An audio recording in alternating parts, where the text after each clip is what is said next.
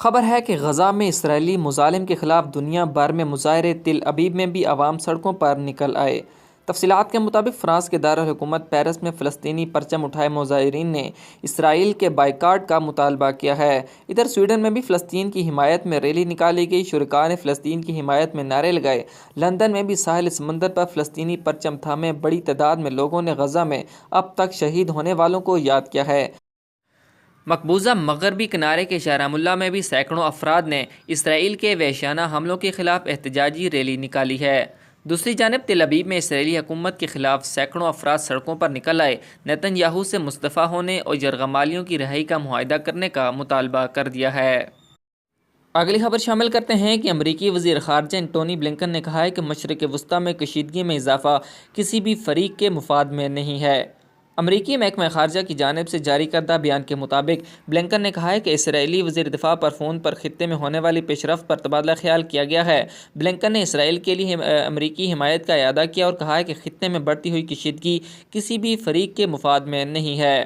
غزہ میں جنگ بندی کے قیام کی فوری ضرورت کی طرف اشارہ کرتے ہوئے بلنکن نے اسرائیل اور لبنان کے درمیان سفارتی حل تک پہنچنے کی اہمیت پر زور دیا ہے۔ یاد رہے کہ لبنانی دارالحکومت بیروت میں حزب اللہ کے سینئر کمانڈروں میں شامل فواد شکر پر اسرائیل کے فضائی حملے اور ایران کی دارالحکومت تہران میں حماس کے پولیٹیکل بیورو چیف اسماعیل ہنیہ کے قتل کے بعد خطے میں کشیدگی بڑھ گئی تھی۔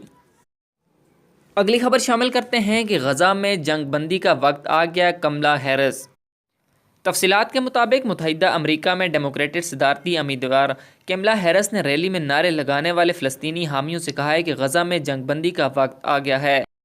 خبر رساں ادارے کے مطابق ہیرس نے ایروزینا کے دارالحکومت فینکس میں منعقدہ ریلی میں فلسطینی حامیوں کو آزاد فلسطین کے نعرے لگانے کا جواب دیا۔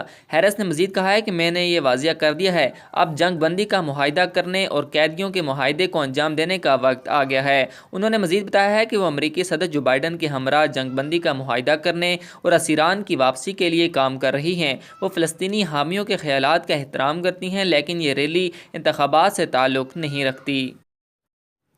اگلی خبر شامل کرتے ہیں کہ حسینہ واجد نے بھارت روانگی سے قبل استعفیٰ نہیں دیا، بیٹے کا انکشاف۔ تفصیلات کے مطابق بنگلہ دیش کی سابق وزیر اعظم شیخ حسینہ واجد کے بیٹے اور ان کے مشیر سجیو واجد نے کہا ہے کہ ان کی والدہ نے حکومت مخالف احتجاج اور ان کی سرکاری رہائشگاہ کی طرف مارچ کے پیش نظر وزارت عظمیٰ سے استعفیٰ بھارت کی روانگی سے قبل نہیں دیا ہے۔ خبر ایجنسی رائٹرز کی رپورٹ کے مطابق واشنگٹن میں موجود شیخ حسینہ واجد کے بیٹے سجیو واجد نے بتایا کہ میری والدہ باقاعدہ استعفیٰ نہیں دیا اور انہیں اتنا وقت نہیں ملا۔ انہوں نے کہا ہے کہ میری والدہ نے ایک بیان دینے اور اپنا استعفیٰ پیش کرنے کا منصوبہ بنایا تھا، تاہم مظاہرین نے وزیر اعظم کی رہائشگاہ کی طرف مارچ شروع کر دیا اور وقت نہیں بچا تھا۔ میری والدہ نے سامان بھی نہیں اٹھایا۔ سجیو واجد نے دعویٰ کیا ہے کہ آئین کے تحت اس وقت بھی وہ بنگلہ دیش کی وزیر اعظم ہیں۔ ان کا مزید کہنا تھا کہ گوگا صدر نے مسلح افواج کے سربراہان اور حزب اختلاف کے سیاستدانوں سے مشاورت کے بعد پارلیمنٹ تحلیل کر دی ہے اور وزیر اعظم کے بغیر نگران حکومت تشکیل دی گئی ہے، کیونکہ در حقیقت باقاعدہ استعفے کا معاملہ عدالت میں چیلنج کیا جا سکتا ہے۔ ترکیہ کے صدر اردوان کی طرف سے چکوروا ہوائی اڈے کا افتتاح۔ تفصیلات کے مطابق چکوروا ہوائی اڈہ صنعتی زونز کی مصنوعات کو پوری دنیا تک پہنچائے گا، جس سے ملکی برآمدات پر کئی گنا زیادہ اثر پڑے گا۔ تفصیلات کے مطابق صدر رجب طیب اردوان نے کہا ہے کہ چکوروا بین الاقوامی ہوائی اڈہ پورے بحیرہ روم کی ترقی میں نمایاں کردار ادا کرے گا۔ مرسین میں چکوروا بین الاقوامی ہوائی اڈے کی افتتاحی تقریب میں اپنے خطاب میں صدر اردوان نے کہا ہے کہ سالانہ 9 ملین مسافروں کی گنجائش کے حامل ہوائی اڈے کا رن وے 3500 میٹر طویل ہے۔ انہوں نے بتایا ہے کہ ہوائی اڈے پر تقریباً 3000 افراد کام کریں گے، جو چکوروا کی تجارت، سیاحت اور زرعی پیداوار میں حصہ ڈالیں گے۔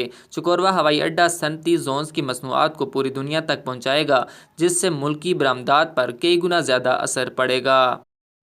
ادانا کے شاکر پاشا ہوائی اڈے کو بند نہ کیے جانے پر زور دیتے ہوئے صدر نے کہا ہے کہ مذکورہ ہوائی اڈہ اب ایک تربیتی مرکز کے طور پر کام کرے گا۔ تجارتی پروازوں کے لیے چکوروا شاکر پاشا کو تربیت، قدرتی آفات سے متعلق امداد اور سیکورٹی سے متعلق کاموں کے لیے استعمال کیا جائے گا۔